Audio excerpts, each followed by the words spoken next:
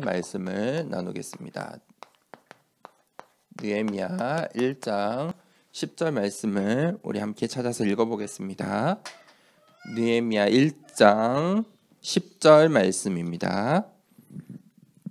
같이 함께 읽겠습니다. 이들은 주께서 일찍이 큰 권능과 강한 손으로 구속하신 주의 종들이요 주의 백성이니이다.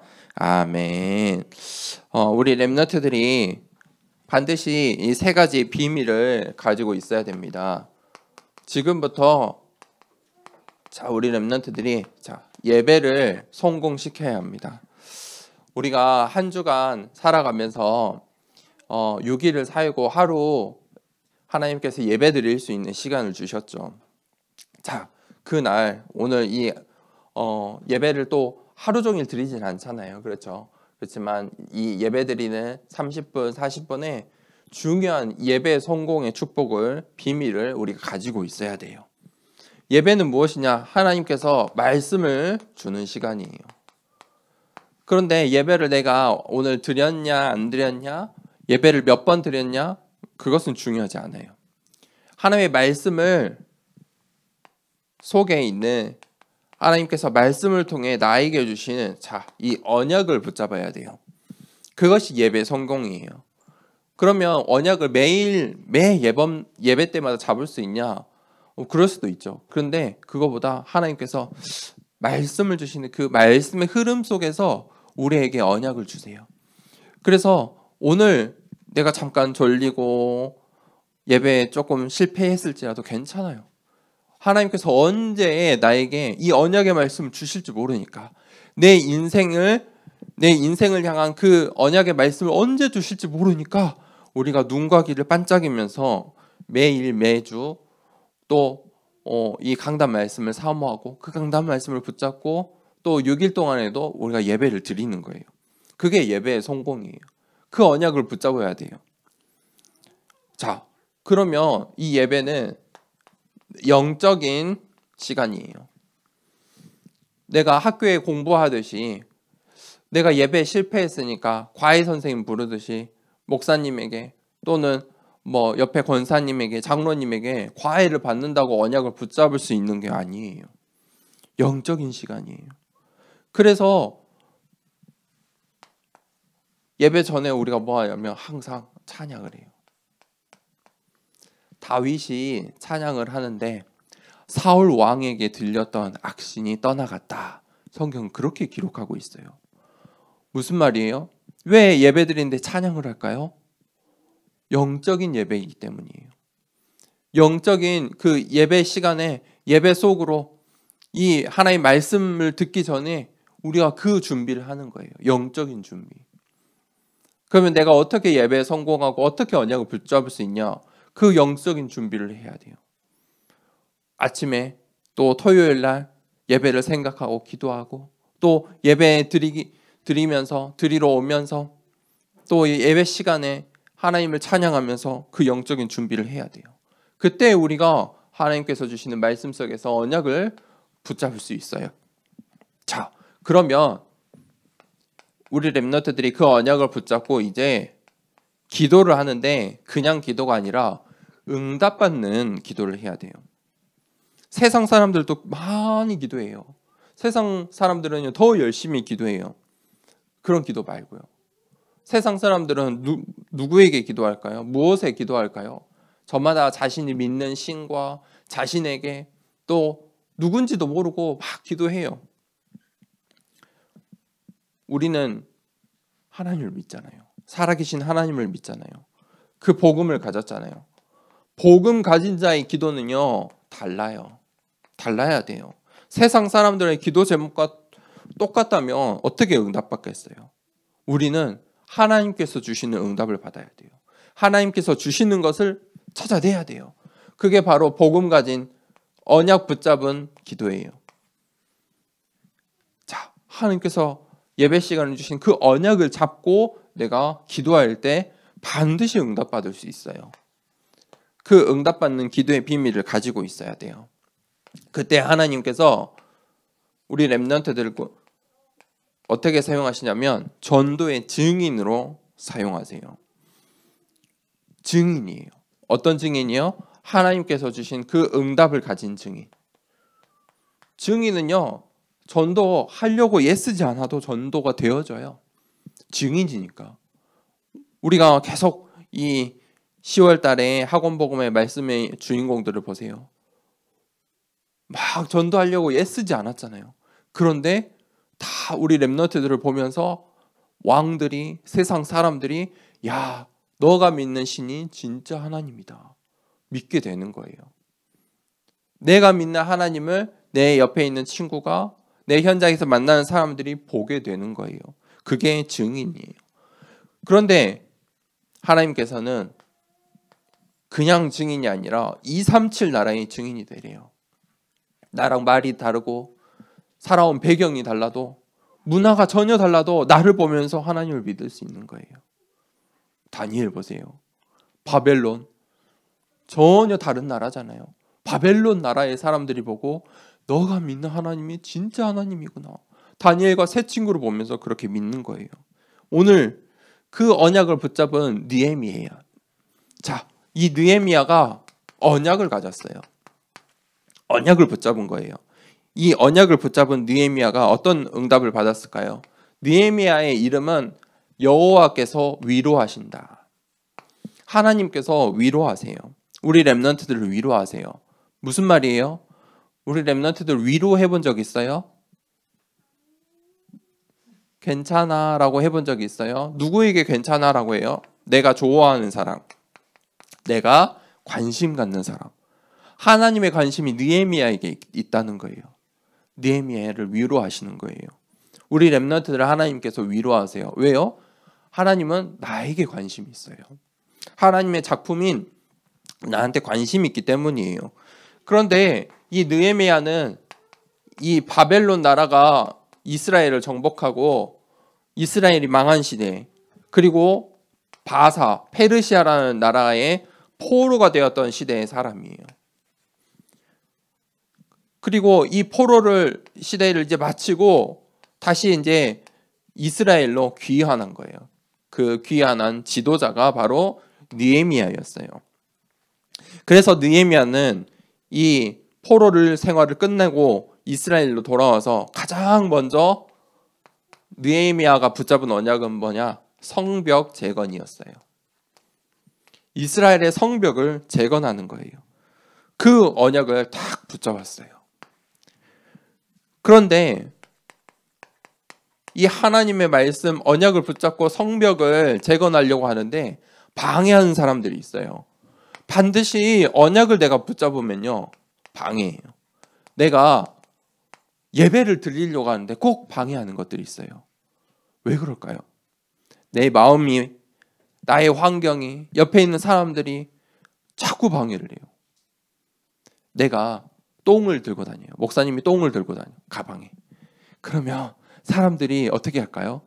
오, 냄새나 하고 피하겠죠. 그런데 목사님이 멋진 예쁜 가방에 거기 안에 반짝반짝 보석을 들고 다녀요. 그럼 사람들이 어떻게 될까요? 와, 저 가방 예쁘다. 저 안에 있는 보석 좀 봐. 그리고 나쁜 사람들은 어떨까요? 저거를 어떻게 훔쳐갈까라고 생각을 해요. 우리가 드리는 예배가 내가 가지고 있는 언약이 진짜라면 반드시 방해하는 세력들이 있어요. 방해를 해요. 사람들이 그거를 보고 알아요.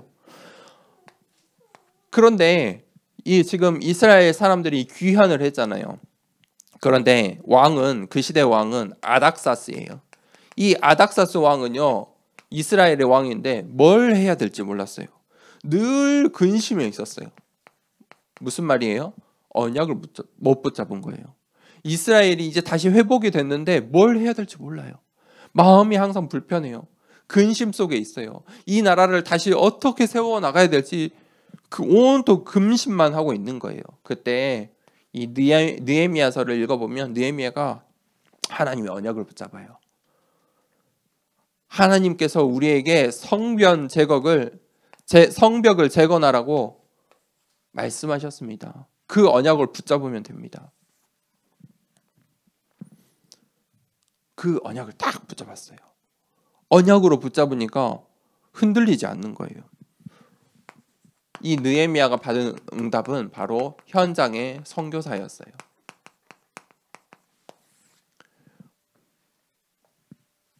이 방해자들이 있는데 이 느헤미야서 보면은 산발랏 그리고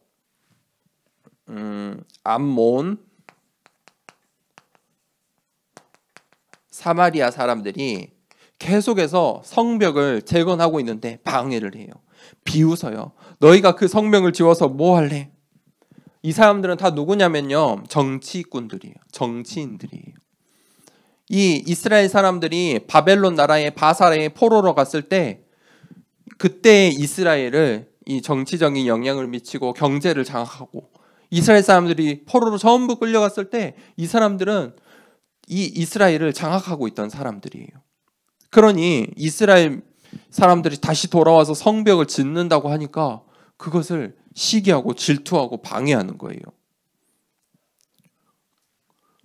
그래서 이스라엘 나라 사람들이 이 느헤미야와 어떻게 성벽을 지었냐면 허리에는 칼을 탁 메고 한 손에는 벽돌을 들고 칼을 늘 들고 일을 한 거예요. 저녁에는요, 일을 끝내고 파수꾼 일을 하고 또 이제 낮이 되면 또 성벽을 지으러 간 거예요. 그러니 이스라엘 백성들이 이제 원망하기 시작했어요. 아니, 우리가 포로에서 돌아왔는데 이렇게 힘들게 일을 해야 하냐. 이렇게 힘들게까지 이 이스라엘이 황폐해졌는데 성벽을 지어야 하느냐. 우리 집도 없고 이것도 없고 저것도 없고 아무것도 없는데 왜 성벽을 이렇게 힘들게 지어야 하느냐. 원망을 해요. 우리가 세금도 이스라엘에 많이 내고 있는데 또 성벽 재건을 위해서 내라고 하느냐. 사람들이 불평하기 시작해요. 그런데 느헤미야는 흔들리지 않았어요. 결국 이 성벽이 다 완성됐어요. 느헤미야가 붙잡은 언약이 이때 나와요. 성벽이 완성되고 뭘 해요? 가장 먼저 예배를 드려요.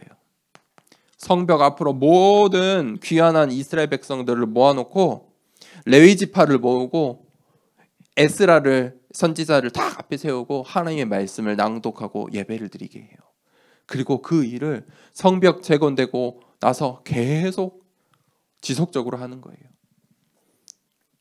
성벽을 재건해야 될 이유, 이스라엘에 있는 우상을 제거하고 예배드리기 위해서예요. 그것을 위해서 이 현장 선교사의 응답을 느헤미야가 받은 거예요. 결론입니다.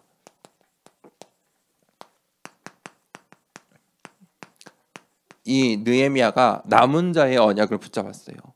왜 바벨론 바사의 포로가 되었고 하나님께서 다시 이스라엘에 돌아가게 하셨는지 그 언약을 붙잡고 있었어요. 무슨 말이에요? 이 느헤미야는 포로로 되어 있을 때부터 이스라엘로 돌아가면 어떻게 해야 될지, 무엇부터 해야 될지 언약을 다 가지고 있었어요. 그것을 미리 누린 거예요. 하나님께서 다시 이스라엘로 돌아가게 하시면 우리가 무엇을 회복해야 되나? 우리가 이스라엘 민족이 왜 망했나? 그 남은 자의 언약을 가지고 있었어요. 그러니 이 왕은 어떻게 했어요? 왕인데 뭘 해야 될지 몰라요.